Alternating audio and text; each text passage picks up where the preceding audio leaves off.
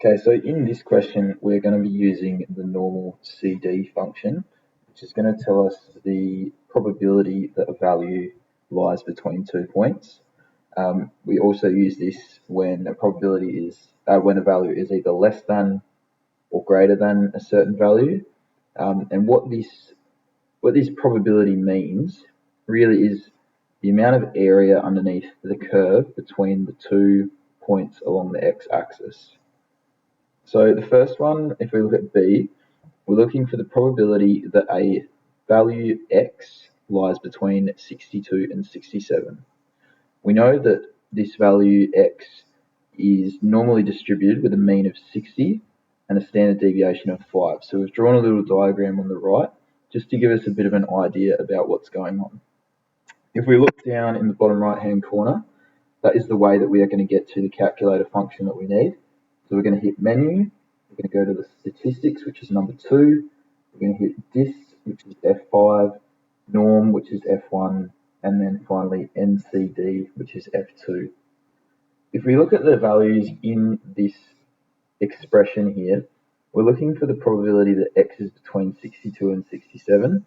So our lower value is going to be 62, our upper value is going to be 67, our standard deviation is going to be 5, and our mean is going to be 60.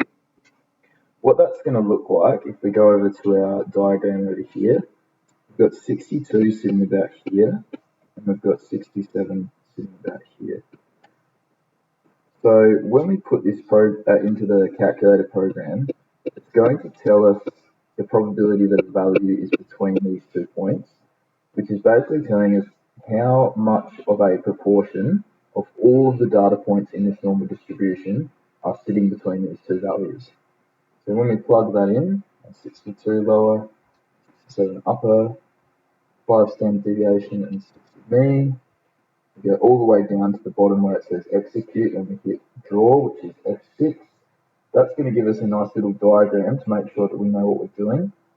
And it's going to tell us that our probability is 0.268.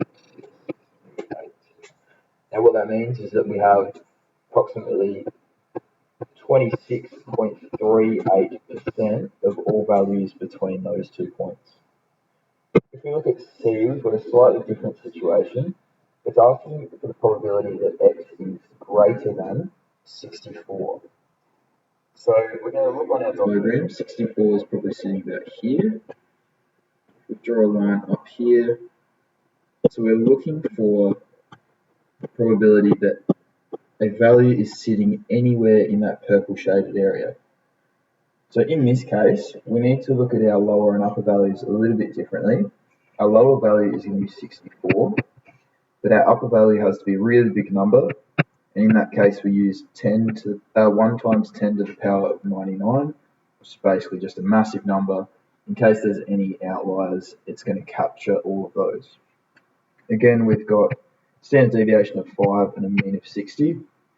If we put those into our calculator once again, we are going to end up with a result of P equal to 0.2119. So again, we could also think about that in terms of a percentage, which is going to give us about 21.19% of all values lying above 64. Finally, we've got a slightly different one. We've got the probability that x is less than 68. Now this is going to make the graph a little bit messy, but we'll draw it in anyway. So 68 is sitting about here. We are looking to figure out the area under the curve, or the probability that a value is less than 68. So all of that green space there. In this case, we've got our upper value, which is 68, but our lower value has to be a really, really either small number or a number that is as far to the left or as close to negative infinity as we can get it. So we put in -1 times by 10 to the power of 99, which is going to give us like -1 million, effectively. More than that. So lower, negative, 0.99 upper 68. Draw that in, and it is telling us that we have got E equal to 0.9452, and again that's giving us the indication that we have about 94.52% of all values lying in the area that is less than 68.